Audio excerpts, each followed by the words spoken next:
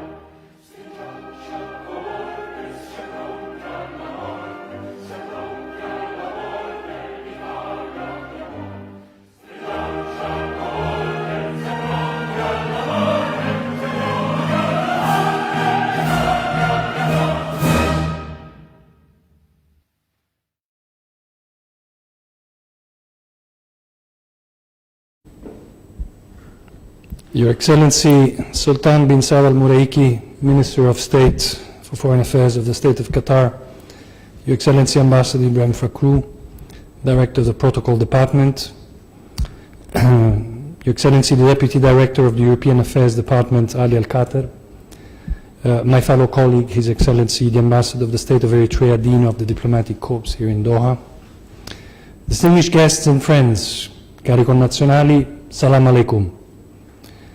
Welcome to the 75th Italian National Day in Doha. Un caloroso saluto a tutta la comunità italiana di Doha, in occasione di questa 75esima ricorrenza della nostra Repubblica. Your participation here today is a meaningful sign of friendship to Italy and to the Italian community in Qatar. Unfortunately, we cannot yet mark our National Day with a reception in presence, as we normally do. But we can still celebrate all together, virtually with a live event, as a symbol of confidence and hope for the future. Last year, Italy, like many other countries in the world, was going through unprecedented challenges. We overcame together a very difficult time, supporting each other and standing by the families of the victims of COVID-19. Allow me to remember those who lost their lives to the virus, who will be in our thoughts and hearts. Here in Qatar, the embassy's team worked at its best to assist our resident community in a wide variety of problems, cases, and daily issues. We do acknowledge the great efforts put in place by the Qatari authorities to ensure the safety and protection of all the residents, including, of course, the Italian community, and providing free access to vaccines for all. And we thank you for that. Today, the pandemic is certainly not over, but economic and social activities are reopening. Italy can look ahead with trust and confidence. The recovery plan, the largest stimulus package ever agreed within the EU, will benefit Italy and the European nations' economies to revive business and activities.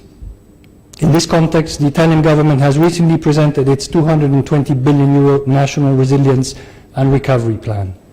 I'm confident that soon we will be able to continue along the path back to where we stood exactly before the pandemic, but with an important lesson learned which will guide us towards a better future. On this note, Italy has a huge responsibility at the international level to contribute to drive the international community towards changes that are very much felt and needed. We must ensure sustainability of the human presence on this planet, more equity among peoples, and increased opportunities for young generations. We stand at a crossroad, and Italy is there to play a crucial part, relying on friends and trusted partners such as Qatar. This year, Italy holds the presidency of the G20, with an agenda focusing on three main pillars: people, planet, and prosperity. It is a vision based on the acknowledgement that we live in an increasingly interconnected world where we need to take action on few main interconnecting priorities. At the end of September, Milan will host two big events: the pre-COP, a preparatory meeting of ministers ahead of the conference on climate change in Glasgow, and the youth summit called Youth for Climate Driving Ambition. The preparatory meeting offers the ministers the opportunity to informally examine and discuss the key negotiating issues and political aspects of that. Technical negotiators can be provided with clear political guidelines for COP26. The youth event, Youth for Climate Driving Ambition, aimed to maintain the focus on young people's role in climate change action. It will gather young people from each of the 197 countries that ratified the United Nations Framework Convention on Climate Change. We look forward to welcoming in Milan youth representatives from Qatar. The active involvement of young generations in multilateral processes is a key commitment of the Italian co-presidency of COP26 and more generally of the Italian diplomacy. On a bilateral level, in the past year, despite many challenges, the cooperation between Italy and Qatar has successfully continued, with a large range of events, meetings, and visits. In January 2020, right before the pandemic, the Italian President of the Republic, Sergio Mattarella, came to Qatar for a state visit. We also had the privilege to welcome to Doha the Deputy Minister of Foreign Affairs, Marina Sereni, the Minister of Defense, Lorenzo Guerini, and in September, the Minister of Foreign Affairs and International Cooperation, Luigi Di Maio. The Ministers of Foreign Affairs of our countries signed a memorandum on strategic dialogue, stressing the willingness to enhance the political dialogue and facilitate peaceful solutions through continuous exchange and coordination in the framework of international organizations and international law. Cooperation is expanding to new subjects and areas of exchange, thanks to the remarkable reforms adopted by the State of Qatar. We commend the Qatari authorities for delivering on their commitment to improve the situation of migrant workers with a series of historical reforms of Qatar labour market. Italy, together with the European Union and its member states, continue to stand ready to support Qatar in the implementation of these milestone reforms. The election of the Shura Council planned for next October are an important step which will increase political participation to the benefit of the people of Qatar. It also paves the way to further interparliamentary cooperation to exchange expertise and ideas. On a regional perspective, Italy welcomes the outcome of the Alula summit, which is a very positive step for the GCC. We have maintained a balanced stance during the GCC crisis, supporting the efforts of Kuwait's continued mediation and welcoming the important leadership provided by the United States. We have always pointed out that the settlement of the Gulf Cooperation Council's internal dispute was a fundamental prerequisite for increased stability and security in the region, since common challenges such as violent extremism, terrorism, trafficking can be efficiently addressed through multilateral cooperation. With reference to the development of the internal market of Qatar and new potential commercial partnerships, new laws and regulations are making the business environment more friendly and dynamic for foreign investors. Business cooperation remains solid across different sectors where the made-in-Italy products offer innovation, advanced technology and highly customized products and services. We are proud that the stadium which will host the opening game of the most awaited World Cup 2022, Al Bayt Stadium, was built by Italian companies as well as part of Doha Metro, an important infrastructure for that event. We follow closely the preparation of the 2022 World Cup, and in the context of our broad cooperation with the State of Qatar, we are working closely with different authorities to ensure our contribution to the success of the most awaited first World Cup in the Gulf region. I would like to extend a particular acknowledgement to the community of Italian professors and researchers working in Qatar for their contribution to develop the scientific cooperation between our two countries. There is a growing potential to develop together. We are working to increase the number of collaborations with Qatari research institutes, sharing knowledge and progressive research for the benefit of the international community. We encourage all forms of cultural exchange between our countries and globally. Italy has a broader and inclusive vision of culture, encompassing art, sport, healthy life, food, well-being of individuals, social and community development. It is the renowned Vivere all'Italiana, the extraordinary Italian way of life, which the Embassy has been promoting through the organization of events, exhibitions, and initiatives, despite the difficulties of the pandemic. We are planning an intense cultural program for the next autumn-winter in partnership with the Qatari institution. The Embassy of Italy successfully cooperated with universities, cultural and scientific institutions, as well as local youth associations. Sustainability, climate change and ecological transition have become key areas in the dialogue with Qatar.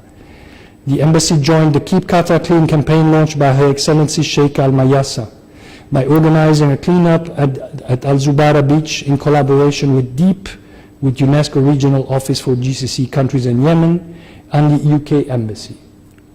At the recent exhibition, Agritech Environment, the Embassy participated with a booth to highlight Italy's commitment to promote a successful model of business which is at the same time profitable and sustainable. I would like to thank our media partners and all the editors, reporters, bloggers and influencers who have been helping us highlighting the cooperation between Italy and Qatar and the initiatives of the Embassy. Thanks to your work, we have been able to bring Italy closer to a larger public on media and social media, communicating what Italy and Qatar are doing together, and collecting inputs and feedback from different groups. And now please allow me briefly to address my fellow citizens in Italian.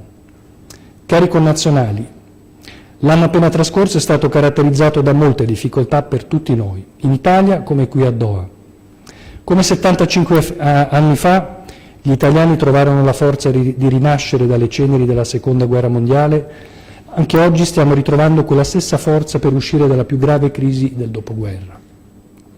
Ne usciremo migliori e più forti di prima perché siamo un popolo laborioso, fiero e creativo.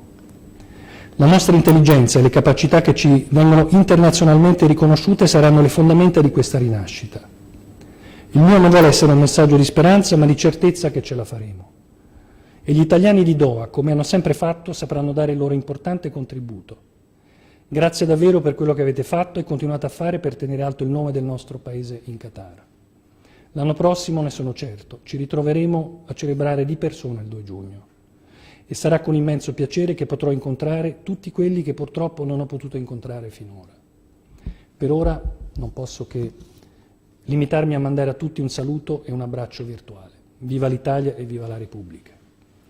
And now, to conclude our celebration, I'm pleased to share with you a video capturing some of the most significant memories of this past year of activities between Italy and Qatar. Thank you very much to our viewers and enjoy the video.